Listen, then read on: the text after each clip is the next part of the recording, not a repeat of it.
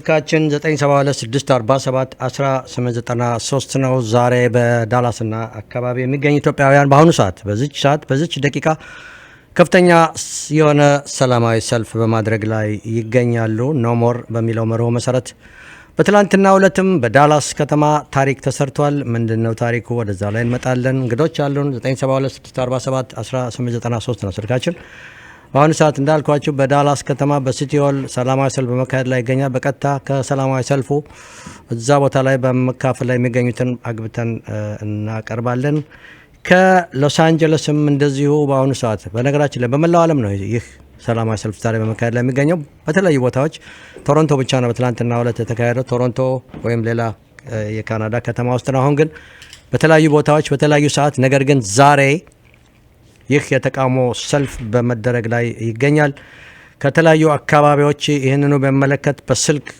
ወደ ሬዲዮ ክፍላችን በመግባት ደውለው ስለ ሁኔታው ይነግሩናል ትላንት ዳላስ ከተማ ምን አይነት ታሪክ ነበር የተሰራው ወደ ኋላ እንመለሳለን ስልካችን 972-647-1893 ነው ኢየሩሳሌም አለች እዚህ ሰላም ኢየሩሳሌም ሰላም ብያለሁ ዛሬ አለባበስክ ደግሞ በጣም ያምራል ዘውገ ያው ዩቲዩብ ላይ ገብተው ደግሞ ቪዲዮንም ማየት ይችላሉ ፌስቡክ ላይም ሄደው መከታተል ይችላሉ እዚህ ጋር ደግሞ በለው እኔም ለወገኔ ይላል እኔም ለወገኔ የሚለውን ጥሪ የዳላስና አካባቢ ኢትዮጵያውያን ምን ምላሽ ሰጡ ከሌሎች ቦታዎች ጋር ሲወዳደርስ ምን ያህል ነበር እጅግ የሚገርም ምሽት ነበር ያመሸነው በዳላስና አካባቢ የምንገኝ ኢትዮጵያውያን በቁጭት በንዴት በከፍተኛ ስሜት ነው የመጣ ነው ወደዛ አዳራሹ ንዴቱና ብቻውን ዋጋ የለውም ይያል ባለፈው ጥቂት ሳምንታት ስንነጋገር ነበር ወገኖቻችን በጦርነት ላይ ነው የሚገኙት የጦርነቱ ተካፋይ ሆነን ነው ትላንትና ታሪክ የሰራ ነው አንዱም የፕሮግራማችን አካል ይሆናል እንደተለመደው በጤና ፕሮግራም ነው የምንጀምረው 972-647-1893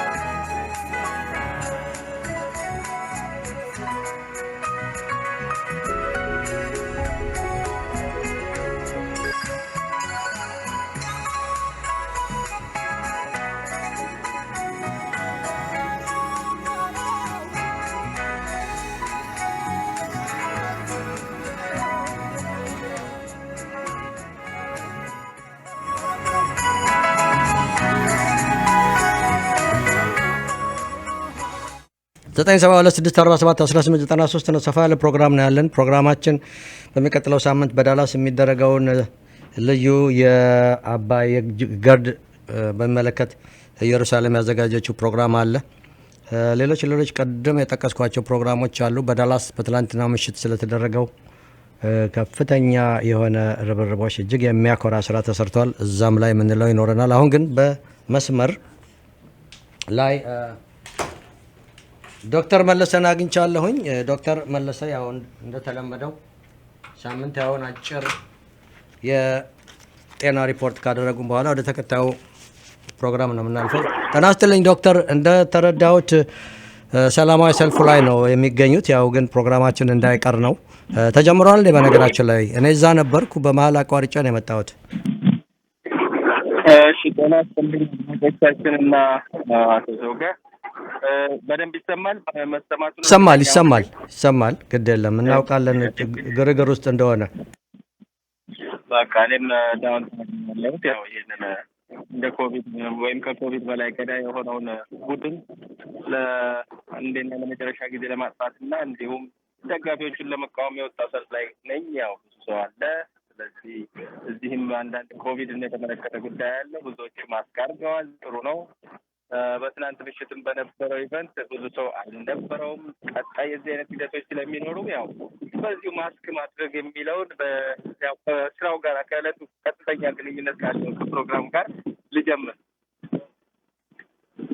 ሰዎቻችን ያው ክትባት ያልተከተበ ከ50% በላይ ስለሚኖር እንዲህ አይነት ኦኬዥኖች ሲኖሩ ያው መጠንቀቅ እንዳለ ማስታወቂያዎቹ ላይ አይቻለሁ። አርጓል። እዚህ ማታ ነበር ያልነበረው። ማታ አንተና የተወሰኑ ሰዎች ናቸው አርጋቸው ነበር። ይሄ ነው አጋጣሚ። እንግዲህ በዚህ ፕሮግራም መሰረት ብዙ እንትን አላለላችሁም። ያው የበሽታ ሁኔታ እጅግ በጥሩ ሁኔታ እየቀነሰ ነው ያለው።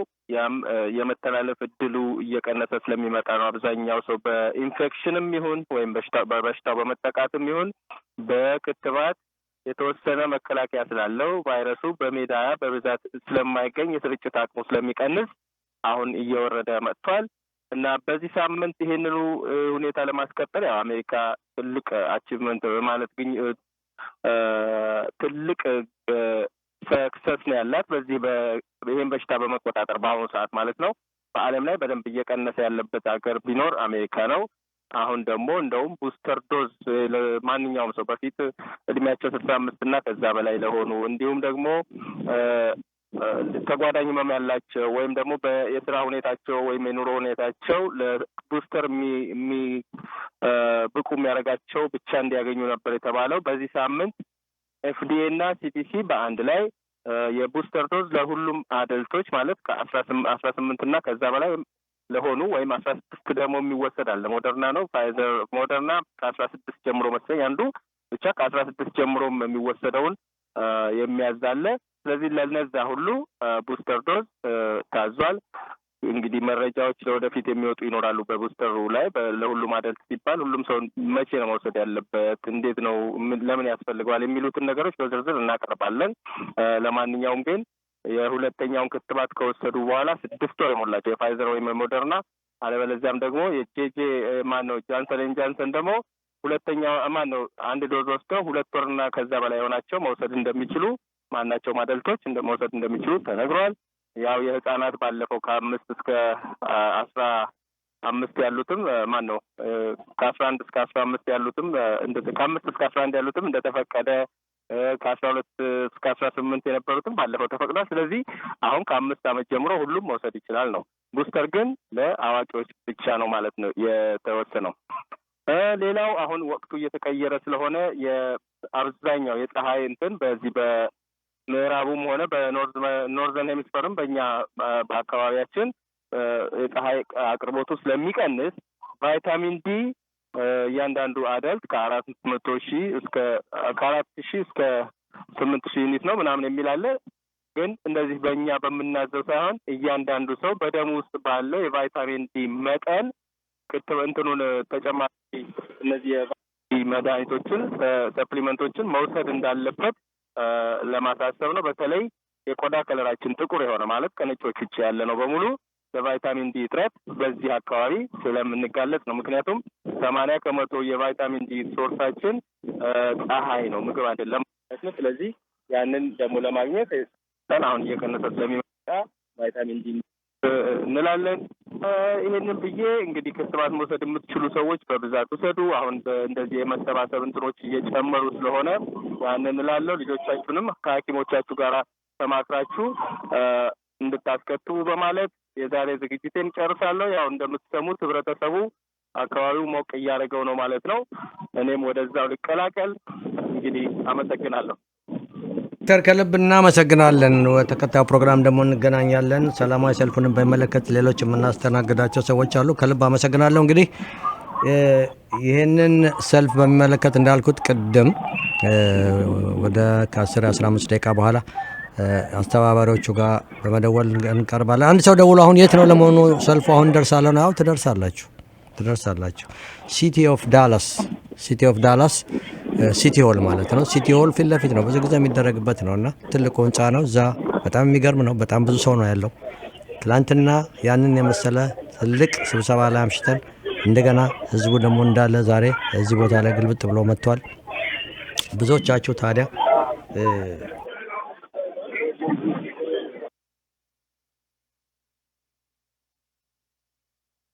ምንድነው ትላንትና ታሪክ ተሰራ ያልከኝ? በኋላ ይህንን ኦርጋናይዝ ያደረጉትን ሰዎች ያቀርባቸዋለሁ። እኔ ግን ልንገራችሁ፣ በዳላስ በተለያየ ጊዜ ብዙ ነገሮች ይሰራሉ። ሁልጊዜም የዳላስ ኢትዮጵያውያን ሬከርድ ነው የሚሰብሩት። ሁልጊዜም የዳላስ ኢትዮጵያውያን ዳላስ የሚደረግና አለ ምክንያት አይደለም። በእውነት ነው የምላችሁ፣ ዳላስ የተለየ ህብረተሰብ ነው እያልኩ ደጋግሜ ስናገር ዝም ብሎ ለጉራ አይደለም፣ ተግባራዊ የሆነ ስራ የሚሰራበት በሰሜን አሜሪካ ኢትዮጵያ ስፖርት ፌዴሬሽን ታሪክ፣ በሌሎች ውስጥ ጉዳዮች የተለያዩ ፈንድሬዚንጎች ሲደረጉ ህዝቡ እንዳለ ግልብጥ ብሎ የሚወጣበት፣ ህዝቡ ለሀገር ጉዳይ ከሆነ ገንዘቡን በሚገባ የሚያወጣበት፣ ህብረተሰቡ እርስ በርስ በችግር ጊዜ የሚረዳዳበት ትልቅ ህብረተሰብ ነው። ሁሉም በየከተማው ያለው ትልቅ ነው።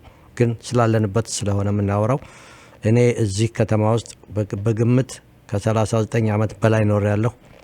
ምን ጊዜም በዚህ አካባቢ እዚህ ከተማ ነዋሪ በመሆኔ በጣም ከፍተኛ የሆነ ደስታ ነው የሚሰማኝ። በትላንትናው ዕለት በንዴት በቁጭት በኮንፊውዥን በሀገራችን እየደረሰ ያለው ነገር ግራ የሚያጋባ ነው። ግራ ተጋብቶ ነገር ግን ግራ መጋባት፣ መናደድ፣ መቆጨት ዋጋ የለውም።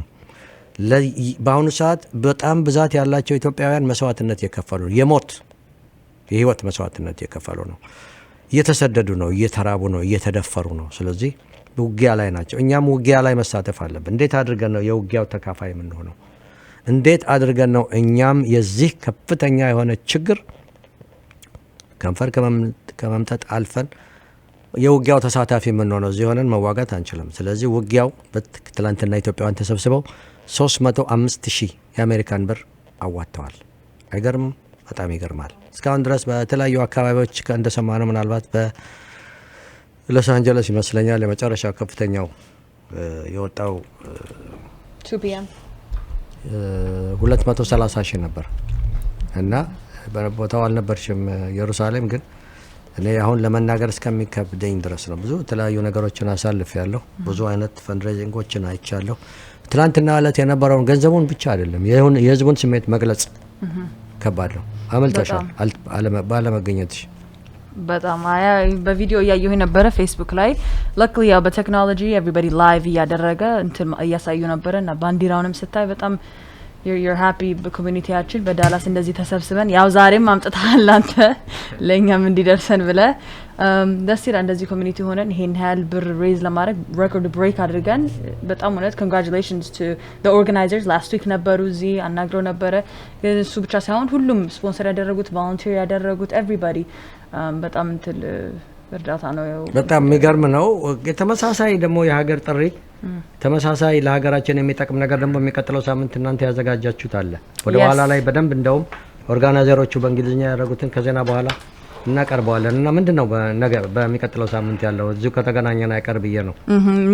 እንደውም አንዱም ዛሬ ሰላማዊ ሰልፍ ቦታ ላይ ይሄንን የበለጠ ለበረታው ለማድረግ ሌላ ታሪክ ደግሞ ዳላስ እንዲሰራ ነው። በጣም I wish until ዛሬ መሄድ ብችል ግን ያው more importantly next week Saturday አለ November 27 2021 ለአባይ we run for አባይ GERD event አድርገናል በወጣቶች በኩል already until $198,000 ሬዝ አድርገናል እና by the end of the year 250,000 ነው ሬዝ ማድረግ የምንችለው። ስለዚህ ዳላስ በአንድ ቀን 300 ከምናምን ሺህ ሬዝ ካደረገ for sure next week እንጨርሰዋለን ማለት ነው።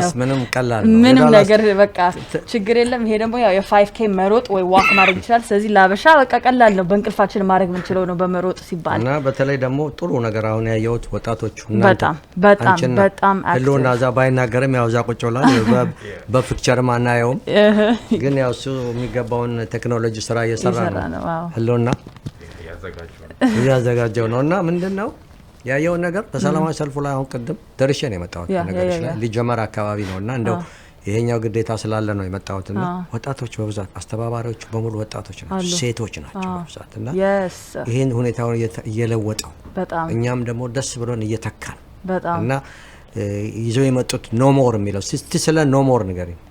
Yeah, I mean ብዙ ፕሮቴስት እያደረጉ ነው። I mean ዛሬ literally almost 15-20 different states and countries ነው ያለው። ናሽናል ኒውስ እያገኘ ነው። this is the one thing lack ምናደርገው ምንም ኒውስ ላይ coverage proper coverage የለውም። ስለዚህ በዚህ no more ዩናይትድ ስቴትስ ሌላ war እንድንገባ አንፈልግም ብለን ሙቭመንት እያደረግን ነው። #no more ያው የዛሬ ራሊ ቅድም እንዳልከው ዋን ላይ ጀምሮ አሁንም anybody መሄድ ይችላል። It's all over from New York to like South Africa, to Nashville, Kansas, like everywhere ነው እና በጣም ደስ ይላል። ሁላችንም ዩናይትድ ሆነን እንደዚህ ሙቭመንት ለማድረግ እጅግ በጣም ነው ደስ የሚለው። የሚቀጥለውንም ሳምንት እናንተ ያዘጋጃችሁትንም እንደዚሁ በወጣቶች ነው የሚመራው እና ልጆቻችን በሀገራቸው ጉዳይ ላይ የማይገቡ ይመስለን ነበር፣ እንሰጋ ነበር፣ ግን ከምንገምተው በላይ ነው። ሄርሜላን ስናይ ደግሞ የተለየ ስሜት ነው የሚሰማን። አንድን ህብረተሰብ፣ አንድን ዘር፣ አንድን እንትን እንዳለ ጠራርገን አንድ ማስመሰል የለብንም። ጥቂቶች መጥፎዎች በሚሰሩት ስራ አንድ ትውልድ፣ አንድ ጎሳ፣ አንድ ዘር አብሮ መረገም የለበትም የሚለው አቋሜ የኔ የማይነቃነቅ ነውና ጥቂቶች የሚያደርጉትን ነገር ማውገዝ ከየትኛውም ክፍል እንደሆነ አሳይታለች ሄርሜላ። በጣም የሚገርመው ናሽናል የሆነ በዚህ ሀገር ያለውን አቴንሽን ለማግኘት ችግር ነበረብን። እሷ ግን ኦልሬዲ ውስጥ ያለች ስለሆነች የኢትዮጵያን ችግር በተለይ ሚዲያ ሆን ብሎ CNN እና ሌሎችም የሚሰሩትን ስራ በሚገባ የማጋለጥ እድል አላት። ህብረተሰቡም በሚገባ በገንዘቡም በሁሉም እየደገፋት ነውና እነዚህ ሁሉ ነገሮች የሚያኮሩ ናቸው። ከዚህ መሸጋገሪያ ሙዚቃ በኋላ ወደ ተከታዩ ፕሮግራም እናልፋለን። በቀጥታ እንደውም ወደ ሰልፉ ደውለን የሰልፉ ሁኔታ እንከታተላለን። ወይዘሪት ሜሮን አህዱ ከሎስ አንጀለስ ደውለን እናገኛታለን። ሌሎችም ፕሮግራሞች አሉን። አብራችሁን ቆዩ። የእናንተን ጥያቄና አስተያየት ደግሞ በ972 647 1893 972 647 1893 ነው። 305,000 ነው ቁጥሩ። 305,000 አሜሪካን ብር ነው በትላንትና ማታ ዳላስ የተሰበሰበው። የሚገርም ምሽት ነው። በጣም ከፍታ ላይ እንድንወጣ ያደረገን ምሽት ነው። አንገታችንን ቀና እንድንል ያደረገን ምሽት ነው። ያቅማችንን በማድረግ ሀገራችንን ማገዝ እንደምንችል እንደሚገባንም ያወቅንበትም ያሳወቅንበትም በተግባር የተረጎምንበትም ምሽት ነው። ዳላስን እንደገና ከፍ አድርገን ያየንበት ምሽት ነው። ሀገራችን ውስጥ ያለው ችግር ይፈታል፣ ምንም ጥያቄ የለውም። በእግዚአብሔር እጅ ያለች ሀገር ነች ያለችን። ነገር ግን መናደድና አሁን ደግሞ ነገር ምን ይሆን ከማለት እኛስ ምን ማድረግ ይኖርብናል የሚለውን ነገር በተግባር እየተረጎም ነው። በመላው ዓለም የምንገኝ ኢትዮጵያውያን ለመጀመሪያ ጊዜ ከወትሮ በተለየ መልኩ ሁሉም አንድ ሆኖ በአንድነት በአንድ መንፈስ ለሀገሩ ቆሟል። የጦርነቱ ተካፋይ ሆኗል። ጦርነት በመሳሪያ ብቻ አይደለም። ውጭ ያለነው ሰዎች አሁን ትላንትና እንዳደረግነው አይነት በሌሎች ከተሞች እንደተደረገው አይነት ሁሉ ስንሳተፍ የውጊያው አካል ሆነን ማለት ነው። ነዋይ ደበበን አዳምጠን እንመለሳለን። ሀገሬ ሰው አጣሽ ወይ ይላል ነዋይ።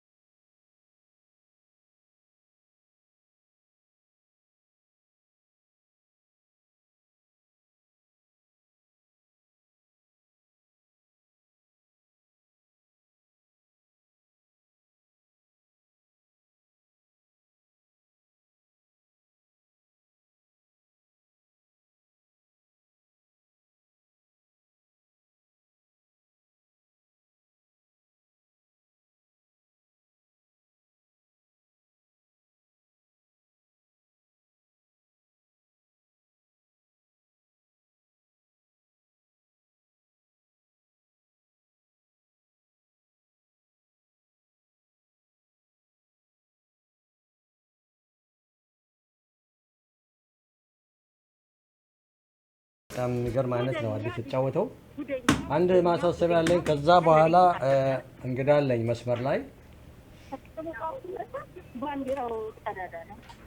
The K&N Toy Drive is back. This year we're having a big toy drive party at Port David's Pub Sunday, December 5th from 1 p.m. to 6 p.m. Bring a toy and enjoy live music from the Intensified Sunlight Choir, Dennis Cavalier, Greg A. Smith and J. Mac, Little Jimmy and the Fresh Start Band, Lisa Forbish, Guthrie Kennard, Joe De Niro, Crystal Skies, Frenchie's Blues Destroyers, and more. Free barbecue from Smoker's Barbecue, free hot chocolate, free cookies, and Santa Claus. Santa Claus. Toys are also being accepted at the K&N Studios, Forever Young Records, and the Sons of Herman Hall. All toys will be given out at the Larry Tutson Jr. Foundation Toy Giveaway in South Dallas. This event is sponsored in part by the Law Office of K.R. Wittenberg. For more information, knon.org. Listen to K&N's new podcast telling the story of the Larry Tutson Jr. Foundation at knon.org. The K&N Toy Drive Party, Sunday, December 5th from 1 p.m. to 6 p.m. at Poor David's Pub. K&N thanks you for your pledge to our recent pledge drive. Now it's time to make your pledge count. Send your pledge in to KNON 13154 Hoyt Road, Suite 200, Dallas, Texas 75240. If you missed our pledge drive, you can still support community radio by pledging on the web, knon.org. Your pledge only counts if you pay it. That's KNON 13154 Hoyt Road, Suite 200, Dallas, Texas 75240. Be sure to include the show you're supporting on the check, money order, or envelope. በአሁኑ ሰዓት በዳላስ ሰላማዊ ሰልፍ መካሄድ ላይ ይገኛል ለነገርኳችሁ እዛ ነበርኩ አሁን እዚህ ወደ ጣቢያ ተመልሻለሁ በመስመር ላይ ወዘሪት ሜሮን አዱን አግኝቻለሁ ለዚህ ለዳላስ የኢትዮጵያ ኮሚቴ ሬዲዮ አዲስ አይደለችም ለተግሉም አዲስ አይደለችም ለረጅም ዓመታት ላለፉት ምናምን ዓመታት አሁን እንደ ዛሬ ሁሉንም ይህ ያለንበት ሁኔታ ጎትቶ ከማምጣቱ በፊት ጥቂቶች በሚችሉት መንገድ ሁሉ ያንን አስከፊ ስርዓት ይታገሉ ነበር ከነዚህ መካከል አንዷ ነች ሜሮን እጅግ በጣም ከልብ እናመሰግናለን ለምታደርጊው ሁሉ አሁን ደግሞ ዓለም አቀፍ የሆነ ሰላማዊ ሰልፍ እየተደረገ ነው አንዱም እናንተ ጋር ነው ሎስ አንጀለስ ነው የሚደረገው ለነገሩ ይሄንን ከሚያስተባብሩትም አንዱ አንቺ ነሽ ለምን ታሰበ ዋናው አስፈላጊነቱ ይሄ ምንድነው እሺ አመሰግናለሁ በሬዲዮ ፕሮግራማችን ላይ ስላቀረባችሁኝ አሁን ሎስ አንጀለስ ዝግጅት እያደረግን ነው ከአንድ ሰዓት ተኩል በኋላ የሎስ አንጀለስ ሰላማዊ ሰልፍ ይጀምራል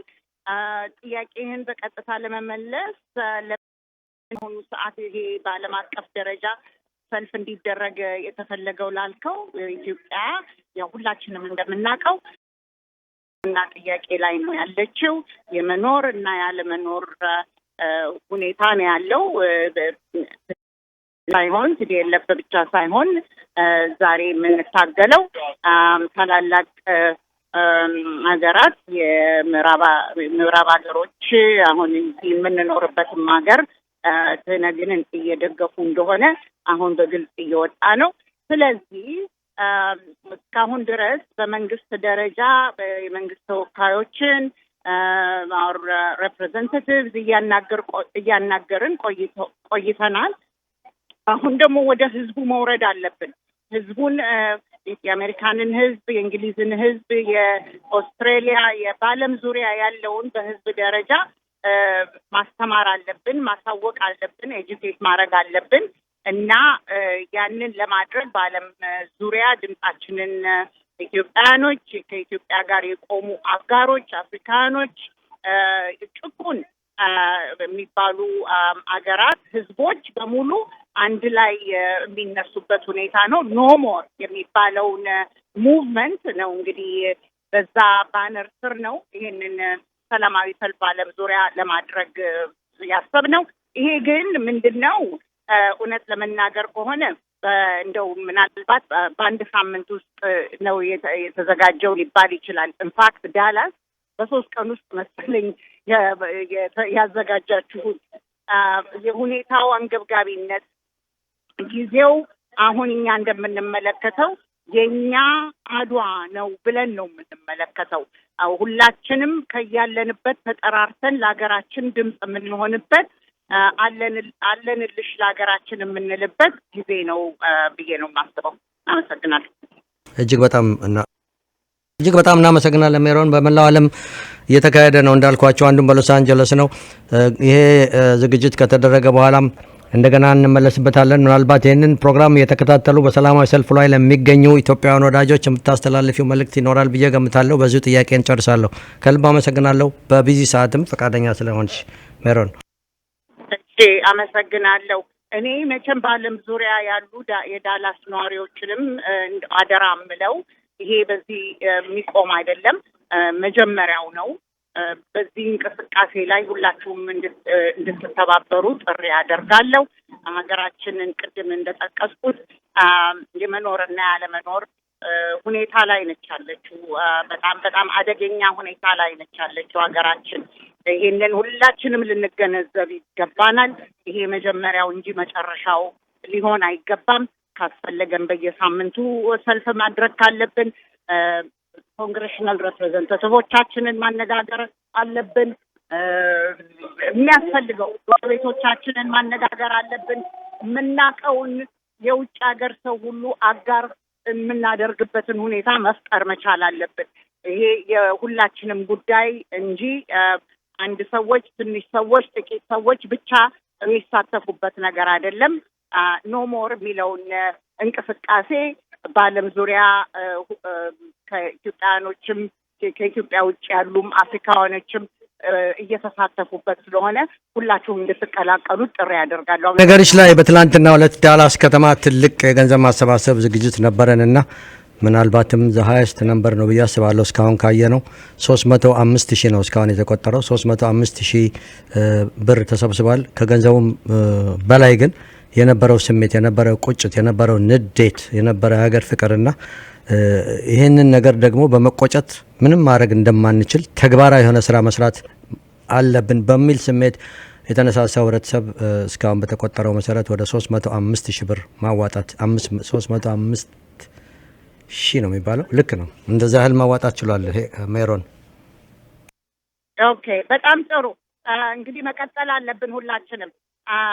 በሚያስፈልግበት ሁሉንም ነገር ነው የሚያስፈልገው። ገንዘብ ያስፈልጋል፣ ጩኸት ያስፈልጋል፣ ሁሉም ነገር ነው የሚያስፈልገው።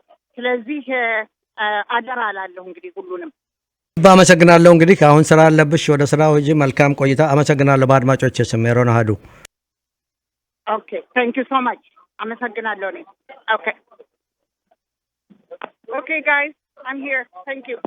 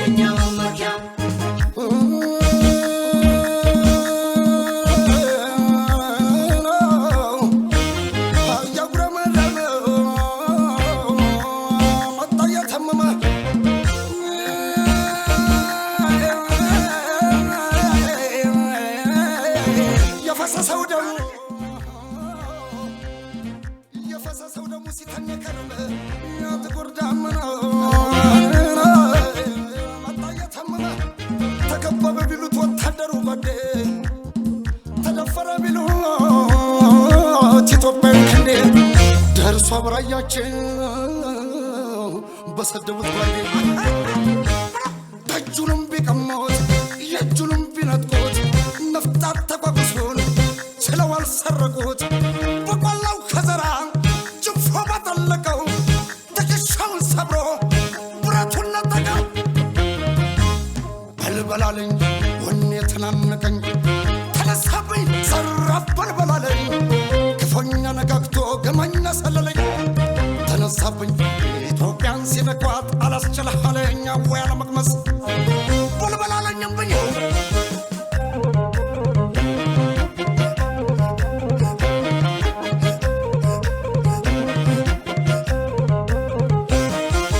በልበላለኝ ሆ ለሀገር ድረስ ተብሎ ስሙ ከተጠራ በልበላለኝ ሆ ጦርነት ሰርጉ ነው መታት ነው አማራ በልበላለኝ ሆ ኢትዮጵያ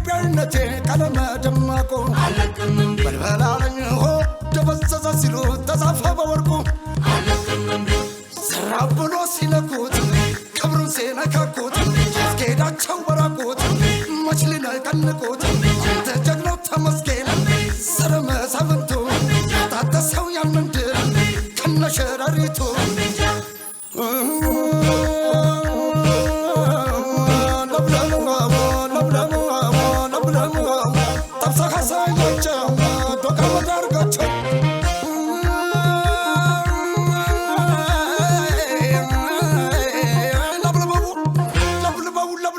እንደፈረደበት ዋሻውን ዝጋበት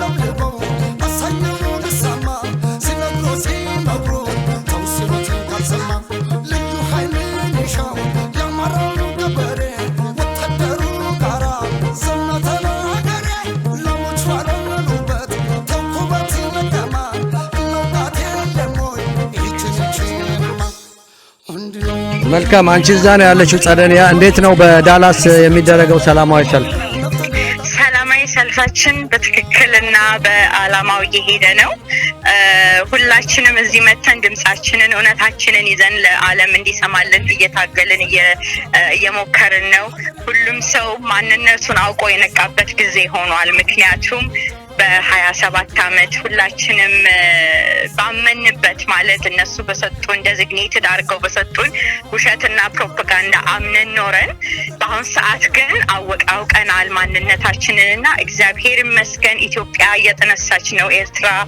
we have a lot of America citizens አብረው መተውልናል pan africanism መተዋል supporter of no war movement የሆኑ እዚህ ሀገር የሚኖሩ አብረውንን ከኛ ጋር እግዚአብሔር ይመስገን everything is going so well በአሁኑ ሰዓት በጣም በትላንትና ሁለት ትልቅ ዝግጅት ነበር ዳላስና ከዛ በኋላ ዛሬ ደግሞ በማግስቱ ብዙ ሰው አይመጣም ተብሎ ተገምቶ ነበር እንደምሰማው ግን በጣም ጥሩ ቁጥር ነው ያለው ጸደንያ አይደለም አዎ ትክክል ሁሉም ከያለበት ከቤተክርስቲያኑም ከየኢቨንቱም መጥቶ ተሰብስቦ ለሀገራችን ሁላችንም ቆመናል ከምጠብቀው በላይ ሰው ነው የመጣው because Sunday ስለሆነ ቤተክርስቲያን ብዙ ፕሮግራሞች ስለነበሩ ዛሬ ፈርተን ነበር ግን ከምንጠብቀው ከምናስበው በላይ ሰው ነው የመጣው መልካም ጸደንያ እንግዲህ እንደምታወቀው ትላንትም ከፍተኛ የሆነ ስብሰባ ነበር ዛሬም ነገም ብዙ ነገሮች ይደረጋሉና ይሄንን ፕሮግራም ለሚከታተሉ ዛሬ ሀገራችን ባለው ችግር ከቁጭት አልፈን ግን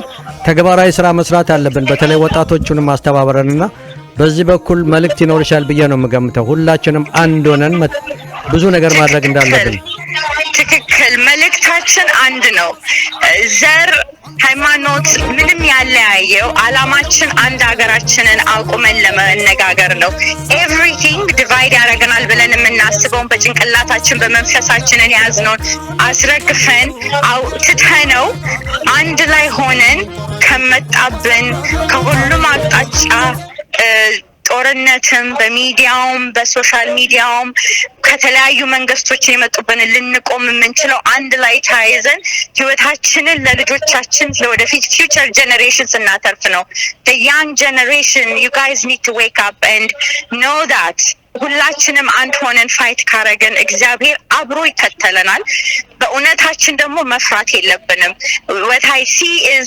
በ27 አመት ፖይዝን የሆነ ጭንቅላት ይዘን ምክንያቱም በአጠቃላይ አምነት የኖርንበትን ነገር አራግፈን እኛ እውነትን ይዘን ስለቆምን እውነትንና ትክክሉን ይዘን ስለቆምን በሱ መፍራት የለብንም ተናገሩ ለሚያዩዋችሁ ለሚያውቋችሁ ሶሻል ሚዲያ አብሮ ለምትሰሩ ለኤቭሪባዲ ተናገሩ እውነቱን ምንም ያስፈራን ነገር የለም ኢትዮጵያ ታሸንፋለች ወደፊት ታሸንፋለች እጅግ በጣም ነው የማመሰግነው በእውነት ከዚህ በላይ እኔም የምጨምረው ነገር የለም አንቺን የመሳሰሉ ልጆች አሏትና ኢትዮጵያ ምንም አይነት ነገር ምንም የሚያስፈራ ምንም የሚያስደነግጥ ነገር ቢኖርም አሁን እንደምናደርገው እጅ ለእጅ ተያይዘን ከሰራን ይሄንን ችግር በቀላሉ ነው የምንፈታው ተባረኪ ከልብ አመሰግናለሁ አሜን አሜን እግዚአብሔር ይስጥልኝ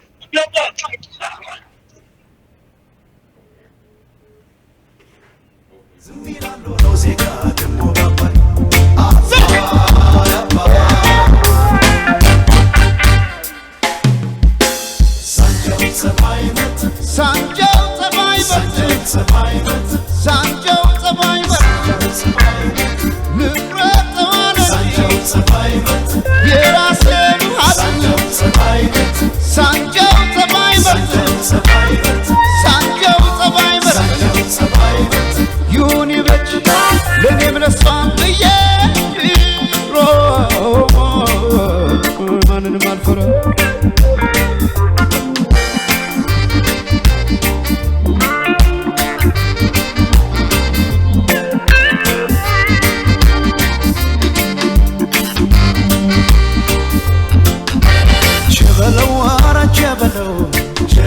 ቸበለው አረ ቸበለው ቸበለው አባይ ለጋሱ ቸበለው ግብፅን አርሶ ቸበለው አገሬን ባለ ቸበለው ሊተመልሶ ቸበለው ብሎ አሻፈረኝ ቸበለው ለሳበቃታ ቸበለው እኔን አርገኝ ቸበለው የነካኝ ለታ ቸበለው አረ ቸበለው ቸበለው አረ ቸበለው ቸበለው አረ ቸበለው ማለት አለብን።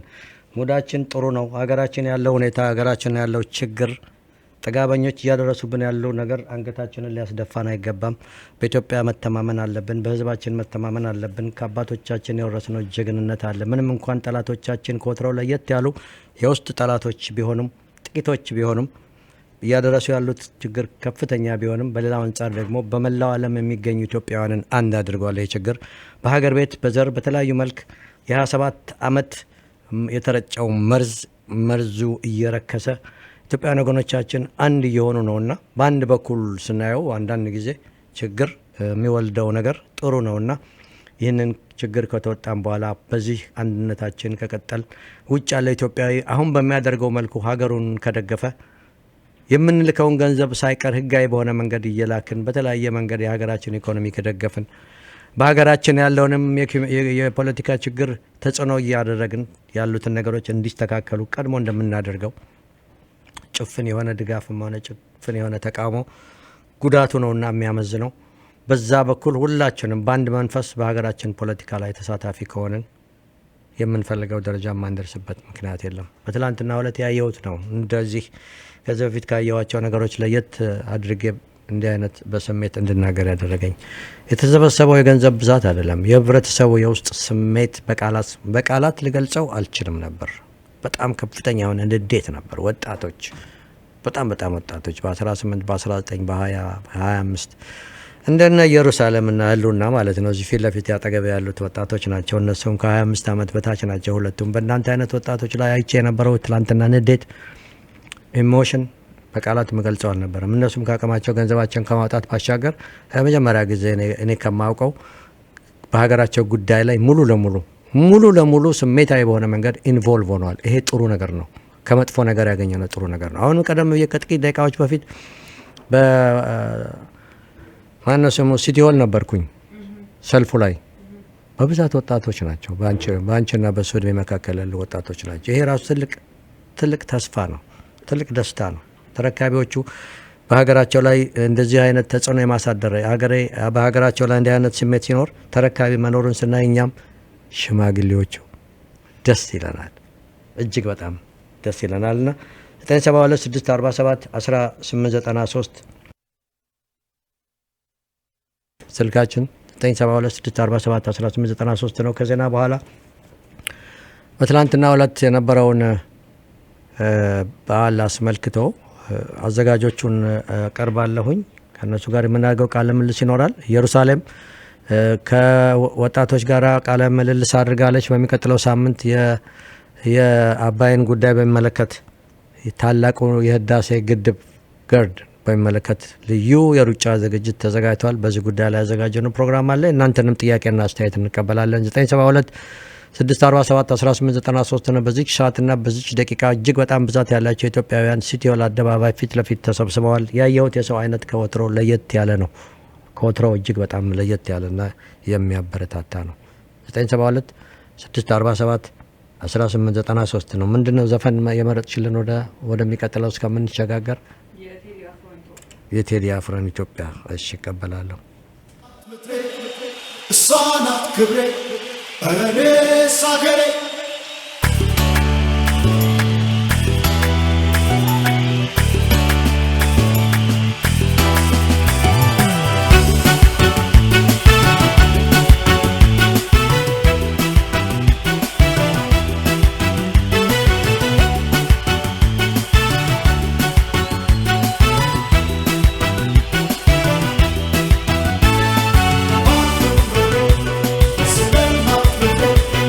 So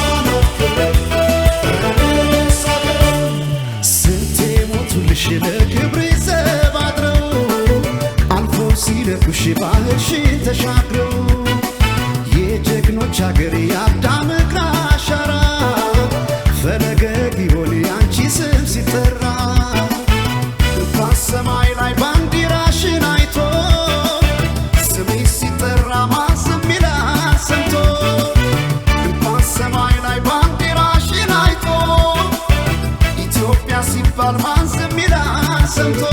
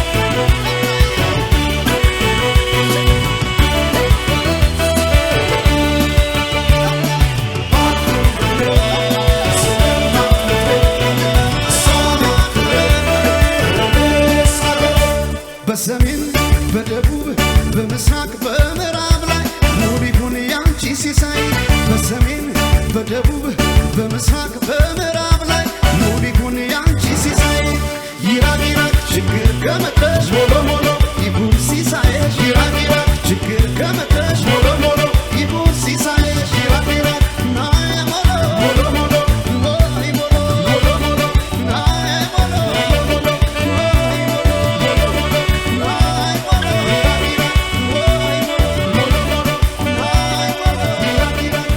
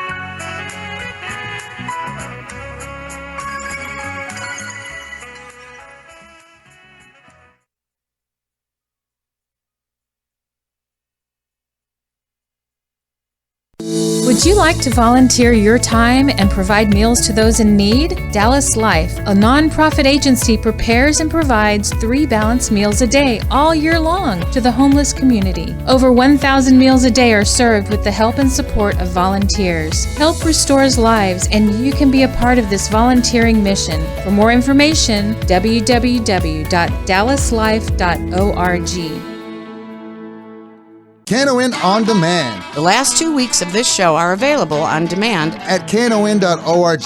Go to knon.org and click on the image that says KNON Free On Demand Streaming. Never miss your favorite KNON show again. KNON On Demand Streaming. Listen to your favorite shows whenever you want at knon.org.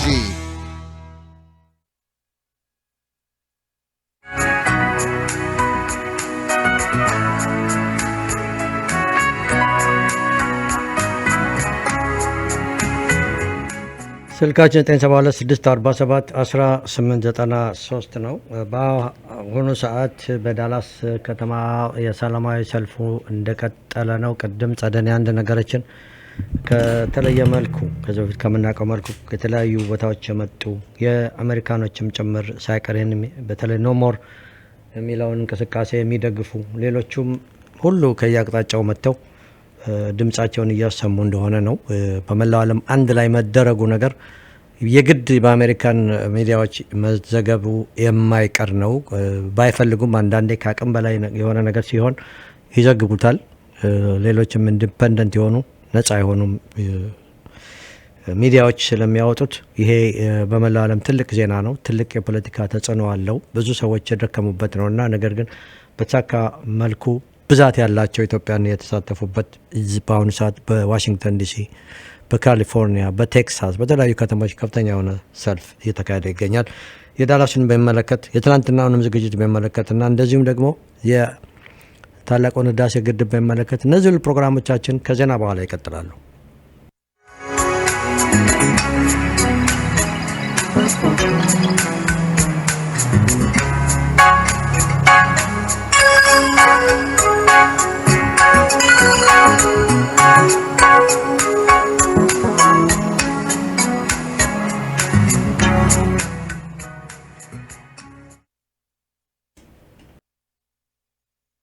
You're listening to KNON 89.3 FM in Dallas and Fort Worth, the voice of the people.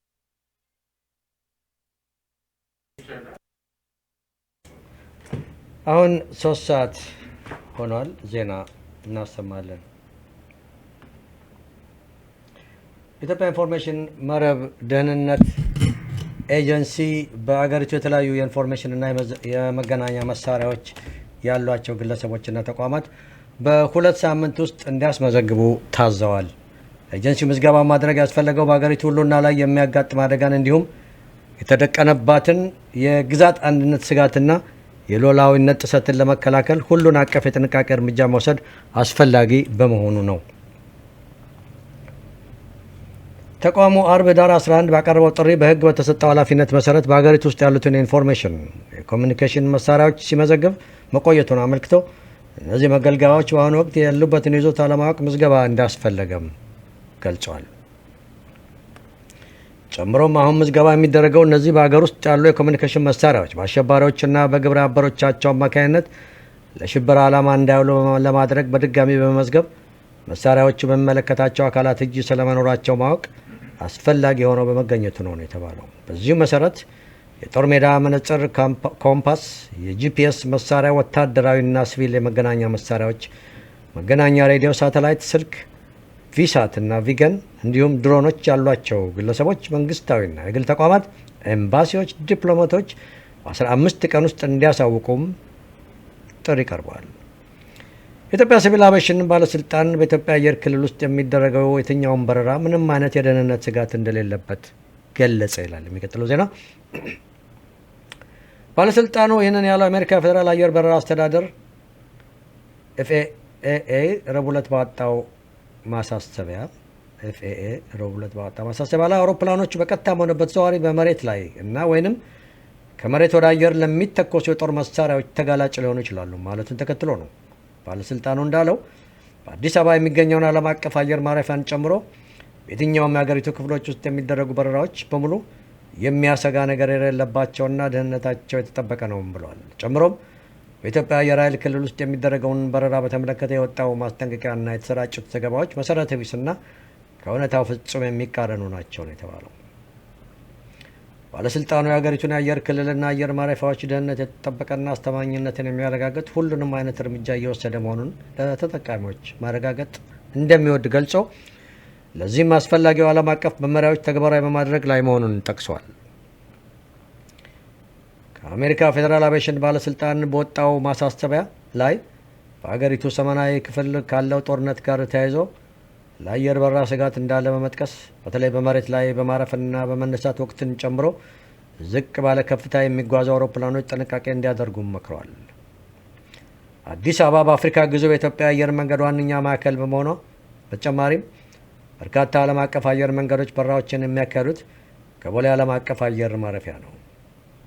የአሜሪካ አየር ትራንስፖርት ባለስልጣን ያወጣው ማሳሰቢያ በአዲስ አበባ አየር ማረፊያ የተከሰተ ነገር ወይንም ስጋት ስለመኖሩ ያለው ነገር የለም፣ ነገር ግን ጦርነቱ እየተባባሰ የሚሄድ ከሆነ ጥንቃቄ እንዲደረግም መክረዋል።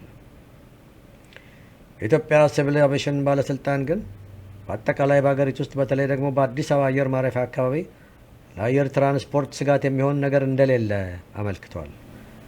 አሜሪካም በሰሜን ኢትዮጵያ ያለውን ጦርነት መባባሱን ተከትሎ ዜጎቿ ከአዲስ አበባ እንዲወጡ በተደጋጋሚ ስታሳስብ መቆየቷም ይታወቃል። መንግስት ግን እንዲህ አይነቱን ማስጠንቀቂያ ለመስጠት የሚያደርስ የደህንነት ስጋት በዋና ከተማ ውስጥ የለም ሲል ጥሪውን በተደጋጋሚ ውድቅ አድርጎታል። የአስቸኳይ ጊዜ አዋጅ መርማሪ ቡድን ከህዝብ የደረሰኝ የመብት ጥሰት አቤቱታ የለም ሲል ባለፈው ኖቬምበር 21 መግለጫ ወጥቷል። ኖቬምበር 21 የወጣው መግለጫ እንደሚለው ከተቋቋመ 2 ሳምንት የሞላው የአስቸኳይ ጊዜ አዋጅ መርማሪ ቦርድ በአዋጁ አፈጻጸም ወቅት በደል ደረሰብኝ ብሎ የቀረበ የህብረተሰብ ክፍል እንደሌለ ነው ያስታወቀው። የአስቸኳይ ጊዜ አዋጁ ቁጥር 5/2014 አፈጻጸም የሚከታተለውና የሚቆጣጠረው 7 አባላት ያሉት መርማሪ ቦርድ ሐሙስ ህዳር 9 2014 ለጋዜጠኞች መግለጫም ሰጥቷል። የመርማሪ ቦርዱ ሰብሳቢ አቶ ለማ ተሰማ ቦርዱ ከተመሰረተ ጀምሮም ከጤና ጥበቃ ሚኒስቴር ከብሔራዊ አደጋ መከላከል ኮሚሽንና ከሰብአዊ መብቶች ኮሚሽን አመራሮች ጋር የቅርብ ክትትልና ምክክር ሲያደርግ መቆየቱም አስታውቋል። ይሁን እንጂ አዋጁ በፓርላማ ከጸደቀ በኋላ በአዲስ አበባና ከአዲስ አበባ ውጭ ባሉ አካባቢዎች በሚደረገው የህግ ማስከበር ዘመቻም ከህወሓት ጋር ግንኙነት አላቸው የሚል በቁጥጥር ስር ከሚውሉ ዜጎች መካከል አልፎ አልፎ ከህግ ውጭ እየታሰሩ መሆናቸው ስለሚነሳው ቅሬታ ቦርዱ ከግለሰቦች ምንም አቤቱታ እንዳልደረሰው አስታውቋል። መርማሪ ቦርዱ ከህዳር 10 ጀምሮ በሚያደርገው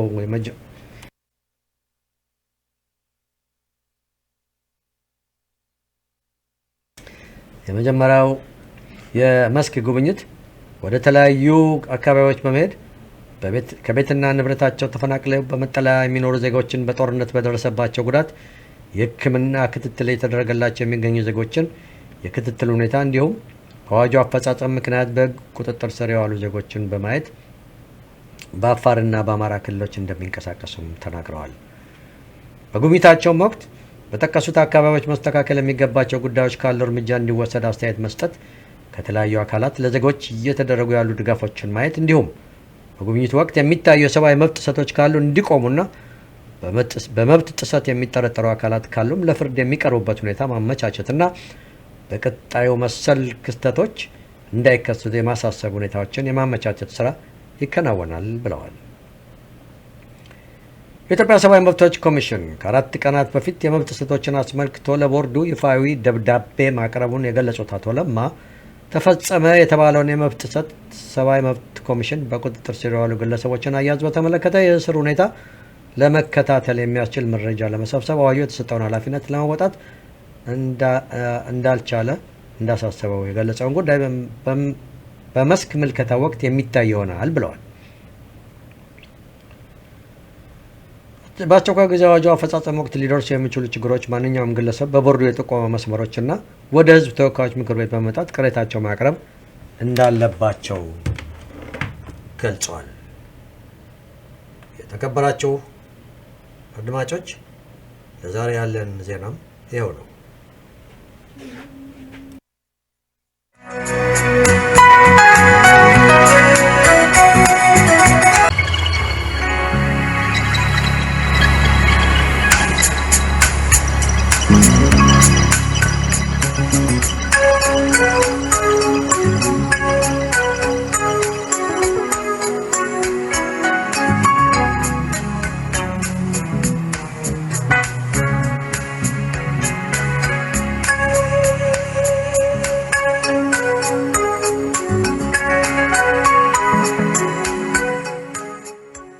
በትላንትና ዕለት በጣም በሚገርም አይነት ነው 5000 ብር 10000 15000 ድረስ ያዋጡ ሰዎች ነበሩ።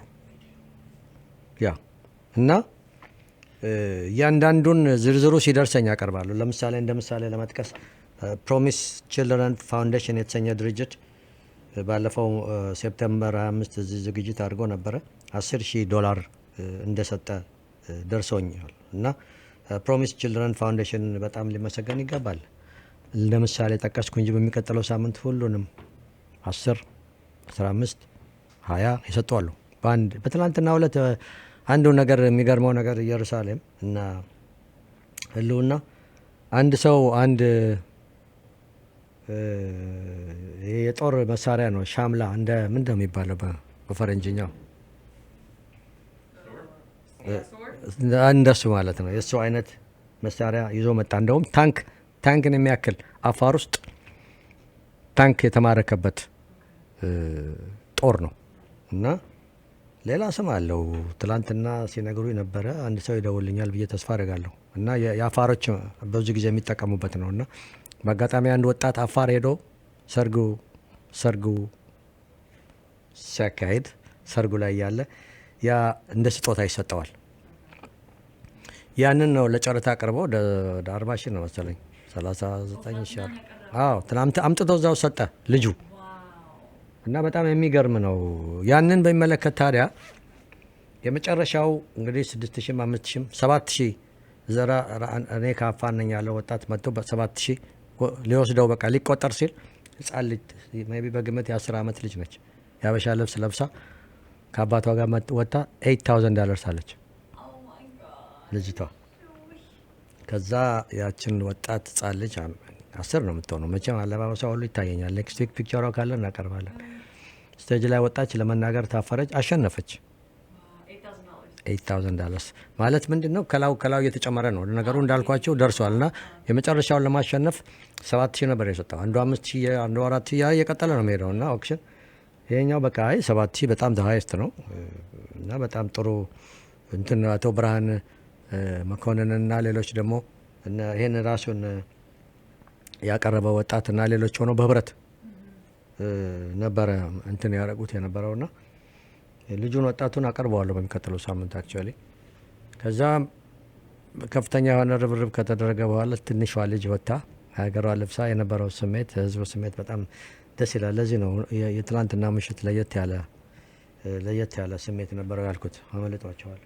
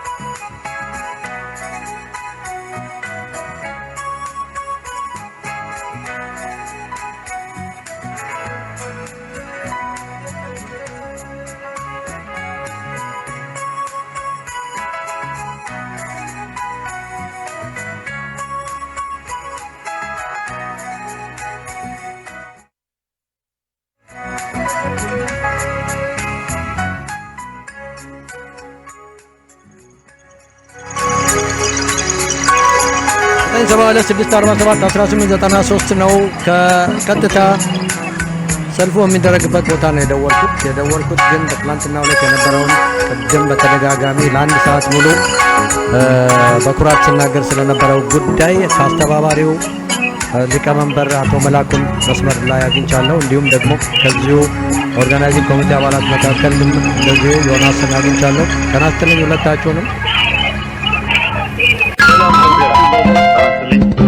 እንግዲህ ከሊቀመንበሩ ጀምሮ አቶ መላኩ ትላንትና የነበረውን ስሜት እኔ በእኔ ስሜት ገልጬዋለሁ ካንተ እንስማ ይሄ ለሳምንታት በቀን የተሰበሰባችሁ የደከማችሁበት የትላንትናው ምሽት $305,000 በላይ ማስገኘት ብቻ ሳይሆን ምን ያህል እንዳሰባችሁበትና በትላንትናው ዕለት የነበረው ደግሞ በጣም ኦርጋናይዝድ የሆነ የታሰበበት ጥሩ ዝግጅት እንደነበረ ነው ብዙዎች አስተያየት ሲሰጡ የነበረውና ስለነበረው ሁኔታ ንገረን እስቲ እሺ ዘውገ አመሰግናለሁኝ አሁንም ከዚህ ከሰልፍ ቦታ ሆኜ ነው የምናገረው አንተም ተናግረዋል እውነት ለመናገር ኢትዮጵያዊነት ለምቆ የታየበት ምሽት ነው ያለው በጣም ሊገርም አንድነት ነው በጣም ሊገርም ሁኔታ ነበረ ዝግጅታችን ኮሚቴው ጠንክሮ የሰራበት ነው ስኬት ያጠናቀቅበት ነው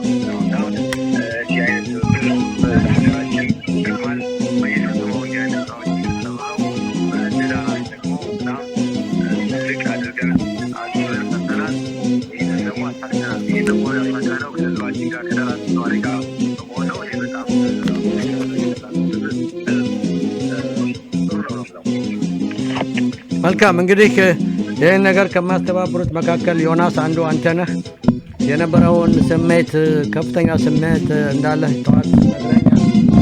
አንተም ስለነበረውና በተለይ ደግሞ በዚህ ጉዳይ ላይ የተሳተፉት ወገኖቻችን ስላሳዩት ከፍተኛ ተሳትፎ እድሉን እሰጥሃለሁ። ዮናስ መቼም የዳላስና አካባቢው ማህበረሰብ ምንድን ነገር አሁን ይሄ ሁለተኛ ጊዜያችን ነው። እንደው አራት አምሳልንም ተነግሮት ወይም ደግሞ ተቀብሶ እንደመጣ ሳይሆን የራሴ ጉዳይ ነው ብሎ ይሄ ጉዳይ ኢትዮጵያ ጉዳይ የሚመለከተኛል።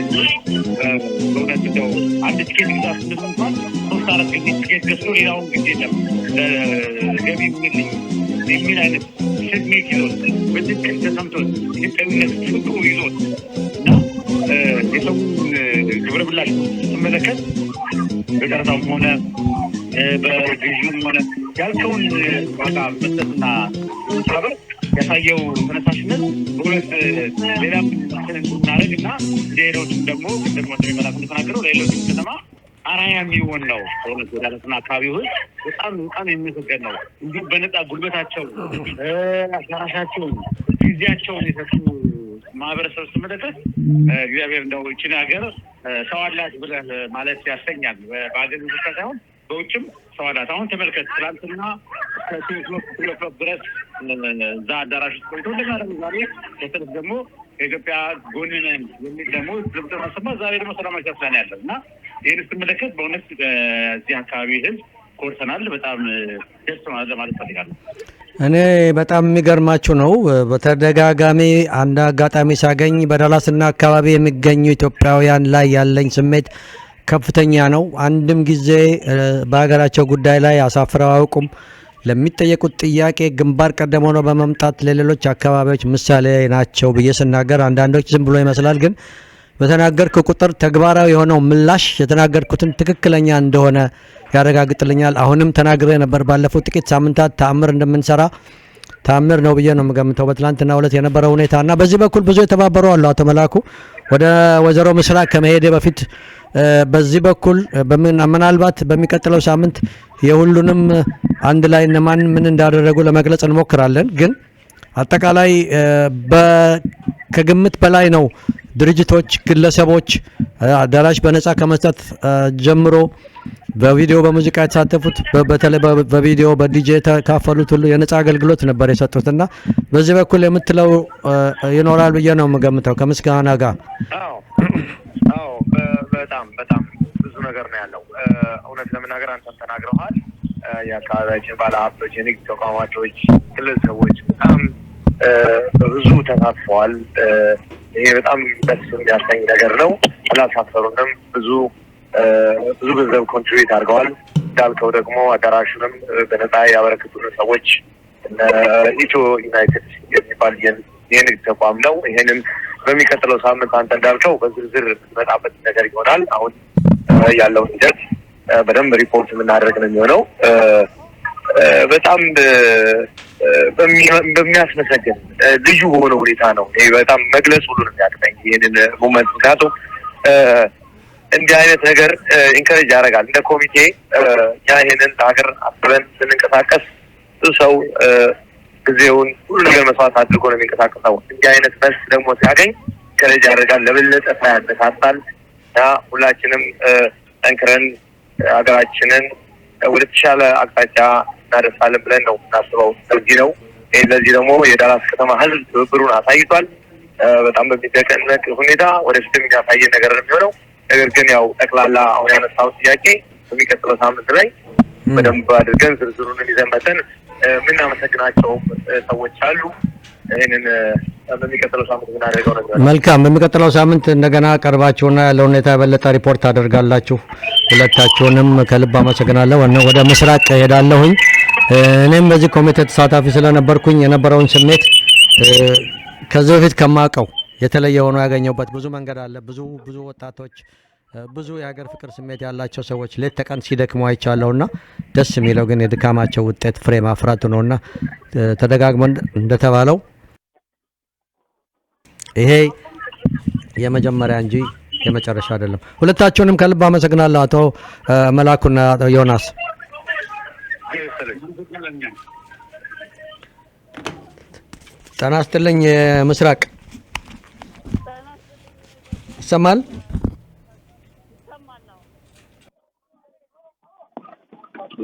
እንግዲህ ቀደም ብሎ የነበረውን ሰምተሻል። በእውነት እኔም እነዚህም ወገኖች በትላንትና ዕለት የነበረውን ስሜት በቃላት መግለጽ ያስቸግራል። አንቺ የኢትዮጵያን ኮሚኒቲ የኢትዮጵያ ቀን ከመመስረት ጀምሮ ከመስራቾቹ አንዱ ከመሆን ጀምሮ በተለያዩ የሀገርና የኮሚኒቲያችን ጉዳይ ላይ በመሳተፍ ነው የምናውቅሽ።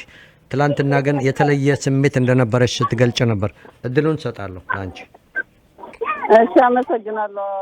በጣም የትላንትናው ቀን በጣም የተለየ ነበረ እና በኮሚቴው በዚህ አጋጣሚ ሁሉንም ይህንን ያስተባበሩ የኮሚቴ አባሎችን ለማመስገን ወዳለሁ። ቦታውን ከመስጠት በሁሉም ስራ ደግሞ መቼም ስም ዝርዝር እየጠራ ለማመስገን ዲላኖተት በሙሉ ከልብ በቃ በጣም ጥሩ ደስ የሚል ስራ ነበር የተሰራው እና ውጤቱንም አንተ በደንብ ገልጸዋል። እንግዲህ በጣም የጠበቅነውን ያህል የሆነ ይመስለኛል እና በጣም ደስ የሚል ነበር። የሰውም ስሜት በጣም ደስ የሚል ነበረ። ያህል በእርግጥ የሰው ስሜት ከፍተኛ ሆኖ ብዙ ሰው እንደሚመጣ ገምተናል። በዳላስና አካባቢ ደግሞ በነበረው ልምድ ታሪክ ይሰራል ብለናል። ግን ያን ያህል ተገምቶ ነበር? እኔ ከግምት በላይ ነው የምለው።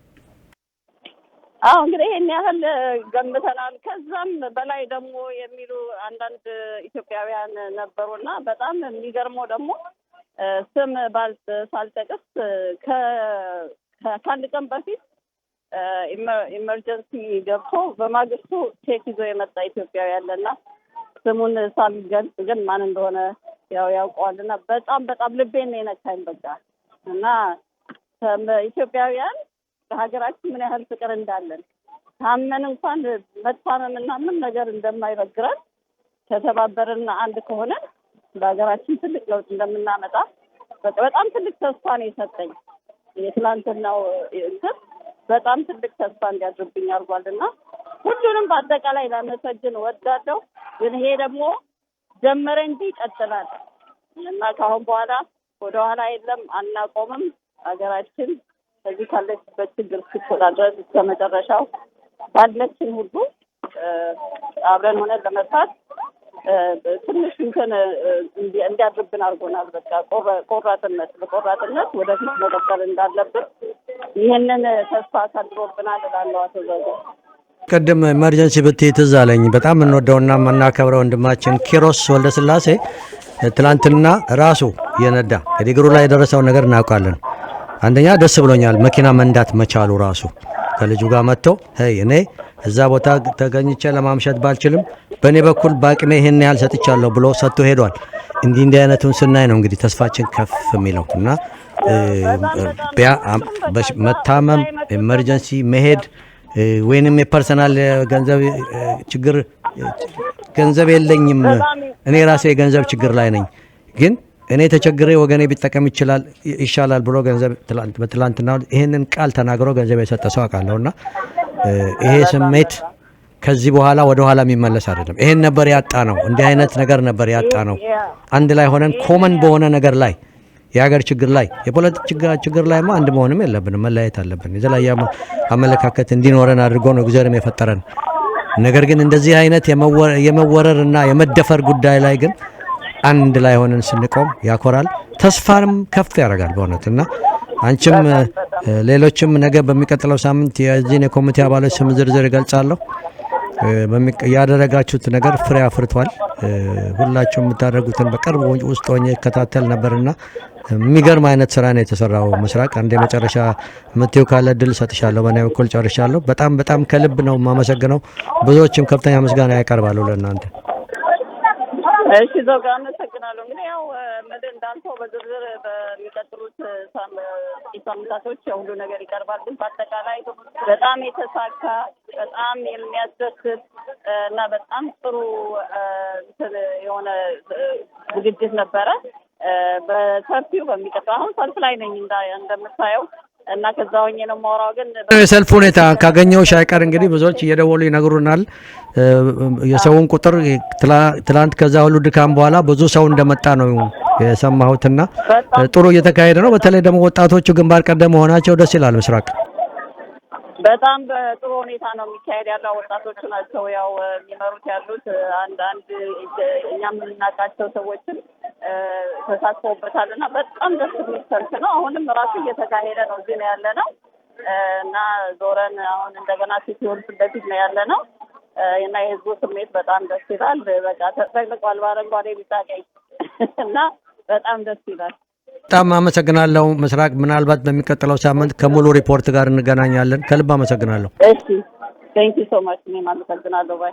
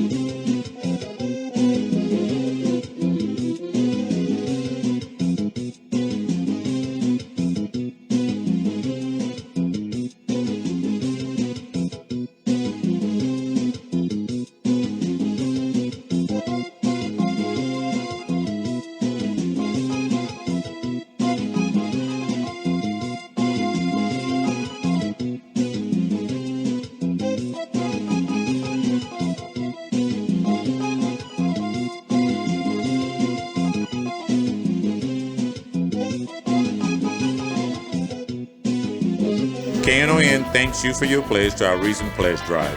Now it's time to make your pledge count. Send your pledge into KNON 13154 Coit Road, Suite 200, Dallas, Texas 75240. If you missed our pledge drive, you can still support community radio by pledging on the web, knon.org. Your pledge only counts if you pay it. That's KNON 13154 Coit Road, Suite 200, Dallas, Texas 75240. Be sure to include the show you're supporting on the check, money order, or envelope. There are so many social networking websites, but one stands apart for a very special reason. They save lives. It's matchingdonors.com, linking organ donors with people in need of kidney and other transplants. In the U.S., 22 people die each day waiting for an organ transplant. Most of them are waiting for kidneys. If you've considered becoming a living organ donor, or if you're in need of an organ transplant, visit matchingdonors.com, home of the greatest gift of all, the gift of life.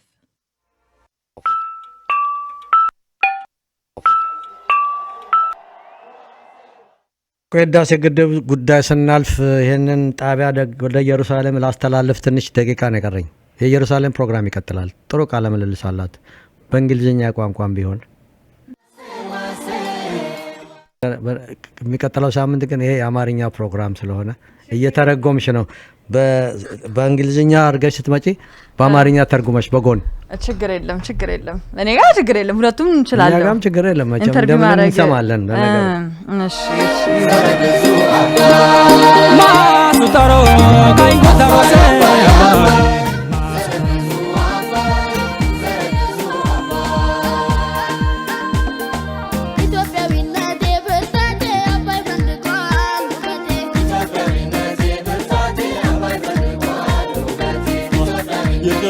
ትብር የብሔራው ድማ የአረንጓዴ ፍካት ለምለም ቄጤማ የእምነት ክዋኔ የውበት ፍርቱና የአባይ መፍለቂያ ምንጭ የአፍሪካ መዲና አባይ አባይ አባይ ዘረብዙ አባይ ዘረብዙ አባይ ወሸዳቴ ወሸዳቴ አባይ አባይ አባይ ዘረብዙ አባይ ዘረብዙ አባይ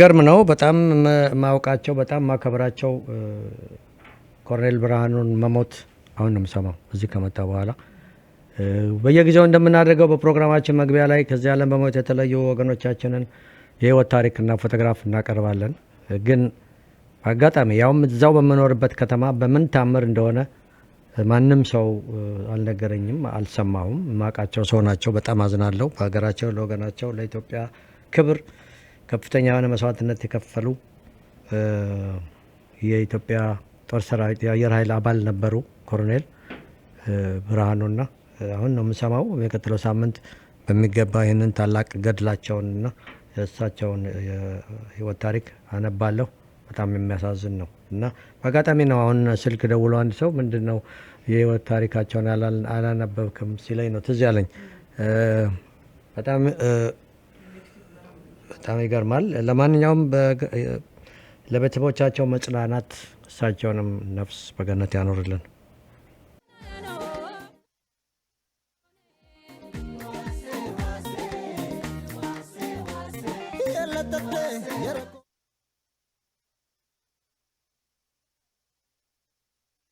ስልካችን 972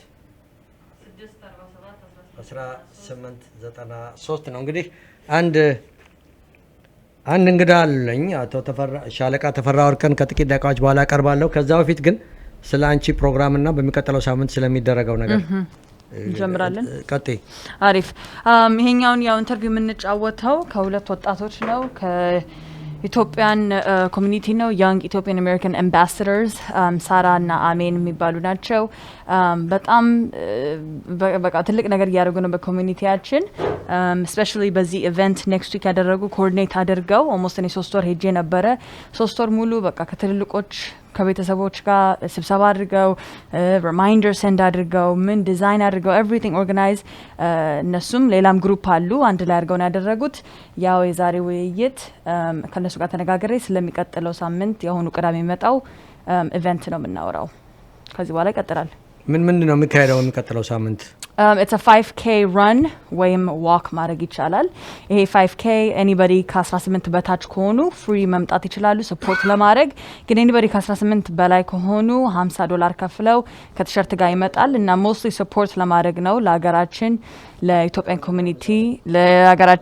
ኮሚኒቲ GERD ያው ብዙ ሰው ሊጠይቅ ይችላል አሁን እንትን ወጣቶች ምን ያረጋችሁ ነው ለሀገራችን እንትን በፖለቲካል ሳይድ በሁሉም የሚፈጠረው በሀገራችን ምን ያረጋችሁ ነው ብለው ሊጠይቁን ይችላሉ ግን ያው በዚህም በGERD በአባይም እኛ ኤነርጂያችንን ፎከስ እናደርግም ሁሉም the same ነው the same cause ነው ለሀገራችን ጥሩ ፈልገን ተሰብስበን አንድ ላይ አንድ ነገር እያደረግን ነው ስለዚህ ለ27 November 27th event ነው የምናወራው ማለት ነው When they see countries trying to block their own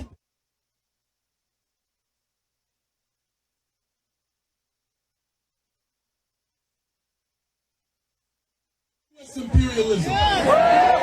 ሰዓት የምትሰሙት በዋሽንግተን ዲሲ እየተላለፈ ያለው በቀጥታ የሰልፉ ሁኔታ ነው።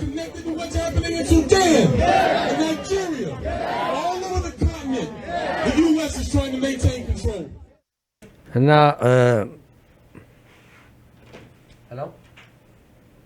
ሄሎ ነኝ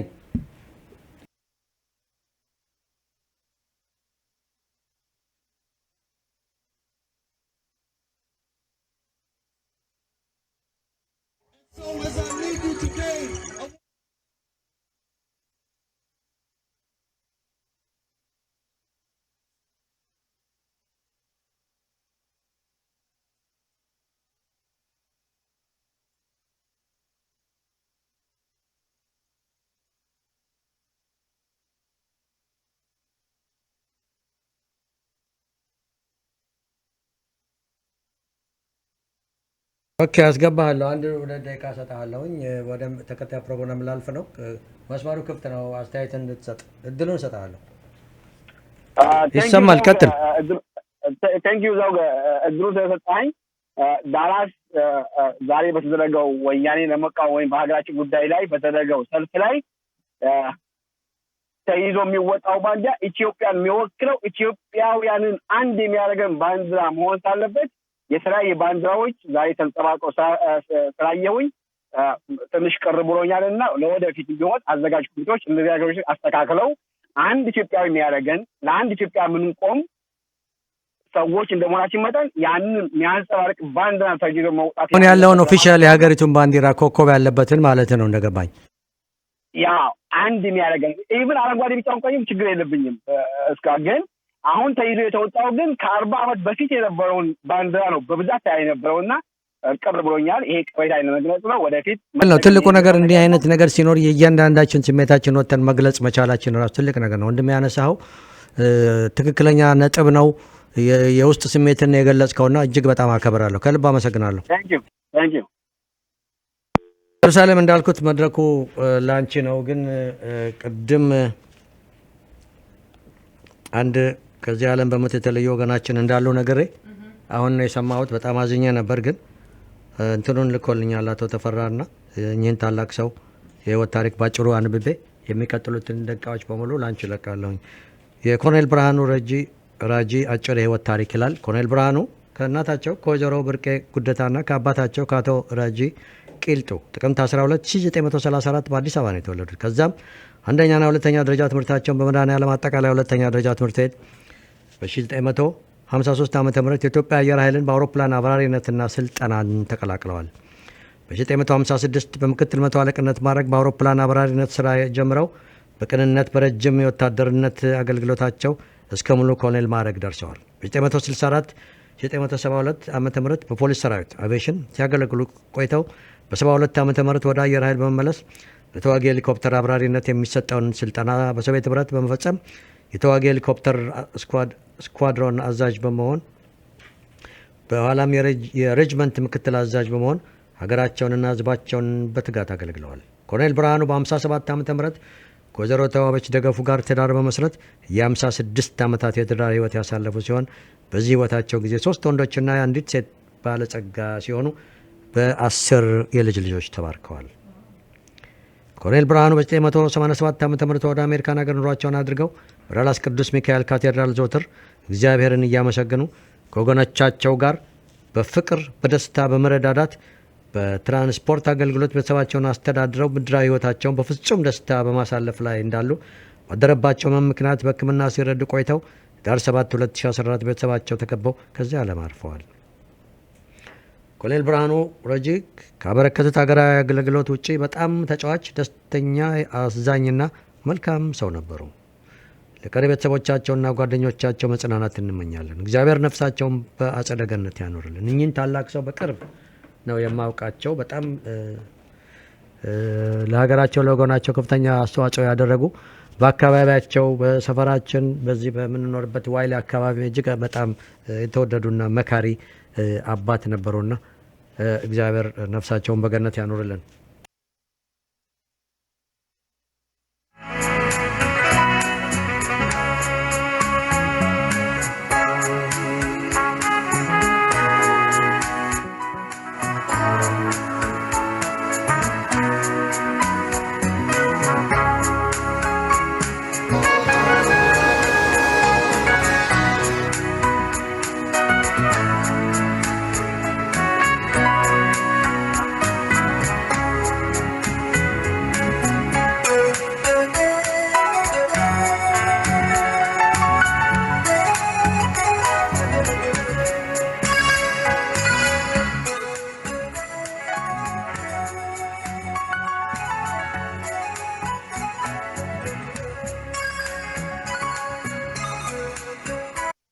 በቀጥታ ኢየሩሳሌም ወዳዘጋጀችው ፕሮግራም ነው የምናልፈው።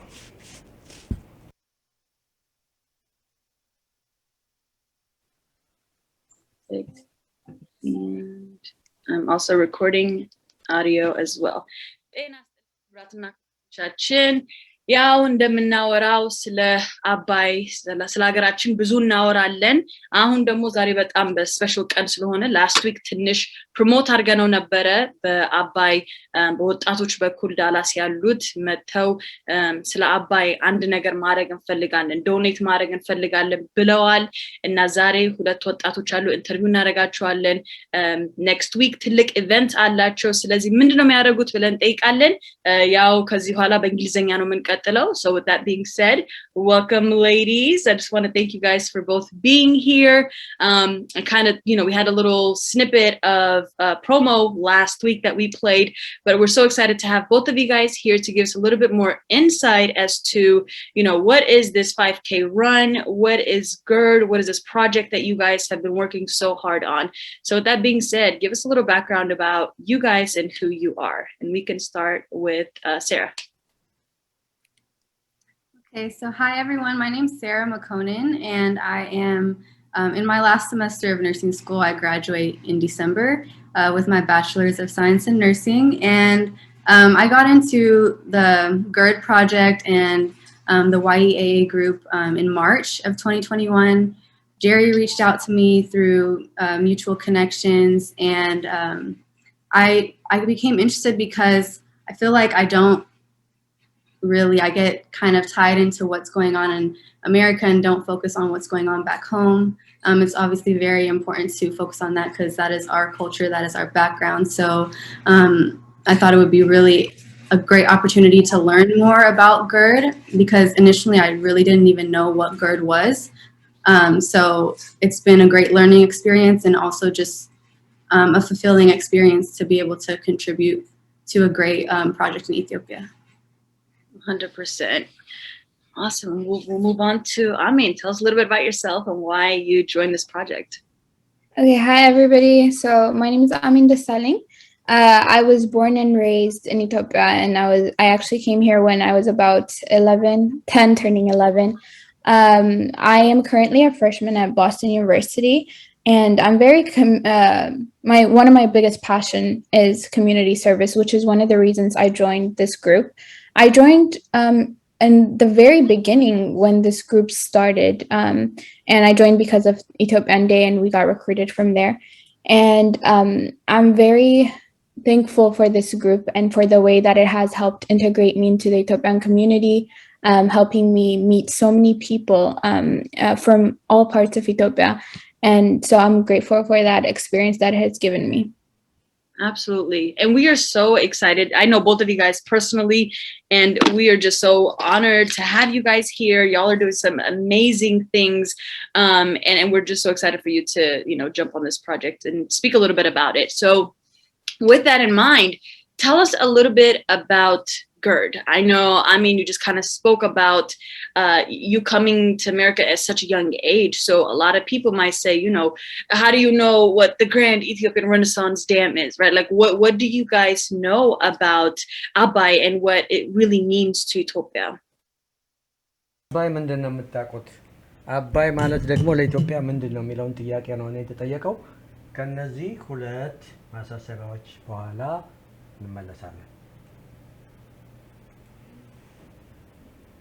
This year we're having a big toy drive party at Port David's Pub Sunday, December 5th from 1 p.m. to 6 p.m. Bring a toy and enjoy live music from the Intensified Sunlight Choir, Dennis Cavalier, Greg A. Smith and J. Mac, Little Jimmy and the Fresh Start Band, Lisa Forbish, Guthrie Kennard, Joe De Niro, Crystal Skies, Frenchie's Blues Destroyers, and more. Free barbecue from Smoker's Barbecue, free hot chocolate, free cookies, and Santa Claus. Santa Claus. Toys are also being accepted at the KNON Studios, Forever Young Records, and the Sons of Herman Hall. All toys will be given out at the Larry Tutson Jr. Foundation Toy Giveaway in South Dallas. This event is sponsored in part by the law office of K.R. Wittenberg. For more information, knon.org.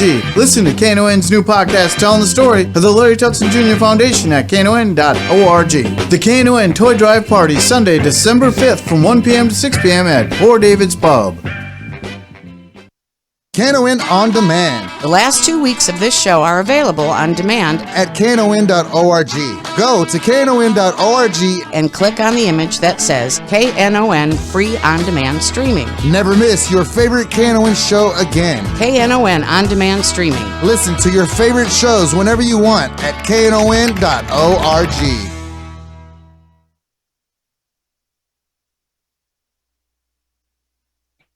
Well, one of the reasons that I decided to pursue this project, as Sarah said, was because I felt a little bit disconnected from my history in general. Because obviously, spending majority of my childhood in America, I'm more integrated into the American culture, and it can be really difficult to expand my my views into Ethiopia. And with this project, it has given me the opportunity not only to help people in Ethiopia, but to also have a deeper connection to my history as an Ethiopian. And so I've learned a lot about the GERD, and one of the things that I've learned is that so it began in 2011, and the government is spending a substantial amount of money, $4.7 billion, to construct this dam. And finishing this dam would mean that this is Africa's biggest hydroelectric power plant that is in Ethiopia. And it is also expected to generate about 6,000 megawatts of energy. And one of the biggest realizations that I had during this is that as a person that's living in America, electricity is something that I tend to take for granted because it's just at my fingertip. You know what I mean? It's not something I have to think twice about. But for many people in Ethiopia, that's not their reality.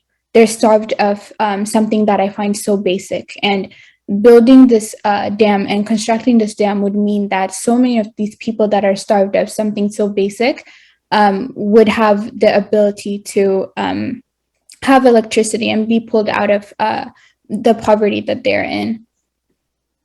Absolutely. And I'm so glad you kind of spoke a little bit about that, because I think for us, right, living in the Western world, I remember, if you guys go back to February, right? Like Sarah, we talk about this all the time, when it was that week, when we didn't have any electricity, and it felt like Dallas was literally flipped upside down. Like it seemed like our world ended. And for a lot of our brothers and sisters back home, that's the day-to-day norm, right? It's normalized there. It's their everyday experience there for sure. 100%. It's actually kind of crazy, because when I went back in 2020, I spent a lot of my time in this restaurant called Chicago in High Holet. And that was my everyday. They knew me by name and everything. But there was this one time me and my brother were eating inside the restaurant, and it went like blackout dark. And me and my brother were confused, like, oh my God, what's going on? We're not used to this. Right. But everybody around us was in complete calm. Like they completely just went about their day like everything was normal. And that's when I realized, wow, like this must happen so often to the point where they're not even shaken by it. And yeah. 100%. I have a very similar experience where mine was at the hair salon, and I was like, oh my gosh, there's no electricity, like my hair's, and you could see the culture shock where you could literally pick us out who is, from because you just get in shock and you're like, oh my gosh. And the people around you are so chill and they couldn't care less. One time I was actually in Caldi's, and it's a very well-known cafe. It's in every branch, every city you could think of, and the lights were out for a good hour, and I just sat there, and I was, at that point, it became normal. Staying in Ethiopia for like 3 months, you become accustomed to it. And we know that nearly 60% of its population lives in darkness without electricity. So I'm so happy that you talked about the importance of GERD and what it's able to do. Sarah, did you have an experience like that when I know we talked a little bit about going back home. What made you want to sign on to this project? Like, was there a history or something experience that you saw in your visits back home? Yeah, for sure. So I've been back home. This was my 6th time in 2019 going back home. And every single time I go, I get reminded of how much I'm privileged in America. and seeing how it's literally, like I was saying, it's an everyday experience for people. Sometimes they don't even have electricity throughout the whole day. And they just have to make things work. So they'll spend extra time out of their day to get things done, like, let's say with coals, like fanning the coals, making it hot so that they can warm up their food. Taking all this extra time out of their day, even in the video that you made, Jerry, how some people have to walk to go get logs of wood so that they can make electricity or not electricity, but fire and all these things where the dam is going to bring opportunity and time for people to spend on their education and being able to develop the country like we have the chance to be in America. So I think that the main thing the reason why I wanted to join this is so that I can kind of help spread awareness, like even with my friends that are not even Ethiopian now. I got them to join the rally that we had back in the summer, and now they know that what this dam is going to do for East Africa, in Ethiopia, and all of the things that are so important for third world countries like Ethiopia. So. Right.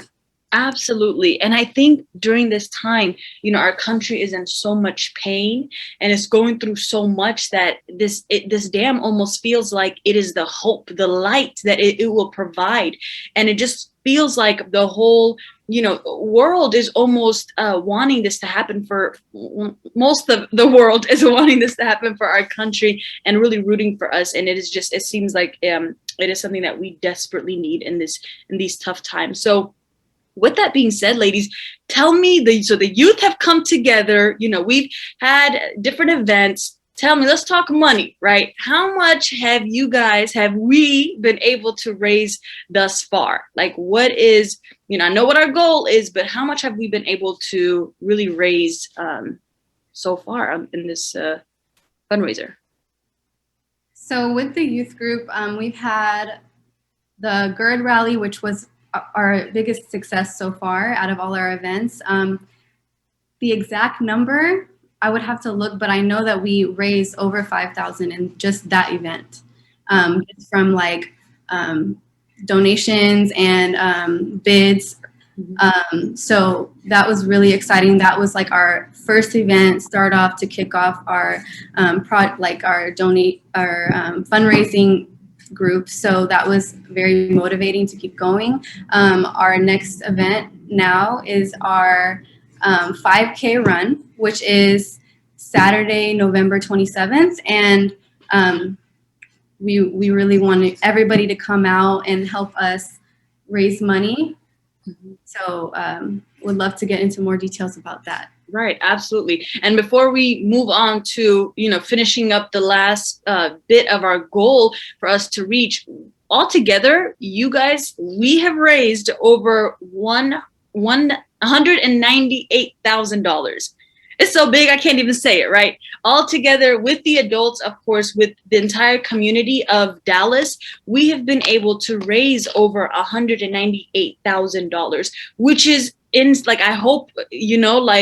I hope everyone listening is amazed by this, because it just goes to show how we as DFW, our community, as members, as our brothers and sisters, we're able to come together and raise such, a huge amount of money, which is all going straight to funding this project. And our goal, if I'm not mistaken, right, is to reach $250,000 by the end of the year.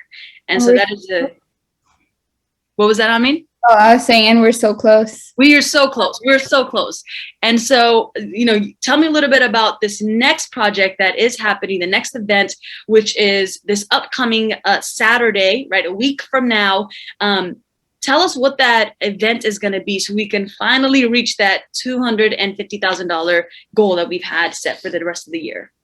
So as Sarah said, we have a 5K run coming up. And we would like to invite everyone to spread the word. It's on November 27th. It's going to be at Breckenridge Park. Registrations are going to start at 9 a.m. and the run is going to be starting at 10. And tickets are going to be $50 each. And anyone under the age of 18 can come in for free. and the tickets also come with t-shirts as well. So this is I really want to stress the importance of this, and taking into account that this is a chance to come together and stand united on a cause that's going to lead to Ethiopia's economic growth. Absolutely.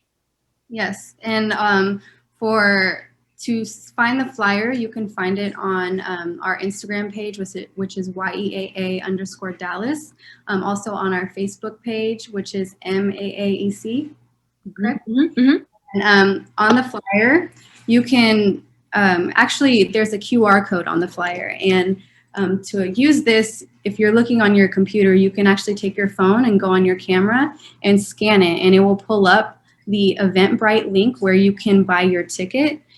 There's also another QR code, and that is for our donation link. And that is also an opportunity where you can donate money as well as if you want to buy the ticket. So that is the website for that is mygird.com/campaign/80. So that is for all of DFW to donate there. And we are going to continue to promote this on social media, so be on the lookout, share the flyer as well with all your friends and family. We really want to have a great turnout. Absolutely. And, I love that it is a 5K, run/walk, if you just want to take a light, it's going to be a little cold and you just want to keep it light. I love it because this is up our alley as Abashas. We're known in this, the athletes in us and the 5K and the run and the walk, like that is so exciting. And I know our community is eagerly waiting to support us. You guys always ask, why is the youth not getting involved? Where are the youth? Where are the youth? Well, here it is. The youth have spoken. They have put together this entire event. We have sponsors from our community who have spoken out, who say, they want to help us. And they have just come together to really shed a light on it, shed a light on not just GERD, but show what we're able to do when the youth come together and really just change and elevate the next generation. And so I'm so excited for you guys. Thank you for coming and speaking with me. For everyone else, if you're wanting to buy your tickets, the girls have said it all. We are all over every platform, every social media you can find. You can even check us out on LinkedIn. If you go to LinkedIn, you can type in Young Ethiopian American Ambassadors, and so find it through there. And we have a page on there for young professionals out there. We have our Facebook. We have our YouTube video up. We also have our Instagram. Yes, we're hip. We young people. We're on Instagram. So y'all let us know. It's all the same, under the same umbrella for the names. And you can make sure to, not just purchase a ticket, but we want you guys to make a commitment that you'll be able to tell, 5, 10 of your friends and really just challenge each other to purchase the tickets, come out and support us all as much as you can, right? Is there anything else that you guys want to say before we close out? I'm just honestly so amazed with everything that you guys were able to say and everything that you're able to put together. Is there anything else? I want to give you guys the floor before we... ታንክ ዩ የተከታተላችሁት ፕሮግራም በፈረንጅኛ የቀረበው ፈረንጅኛውንም አማርኛውንም በመታቀላጥፈው በኢየሩሳሌም አሰፋ ነው። የሳምንት ሰው ይበለን። ደህና ሁኑ።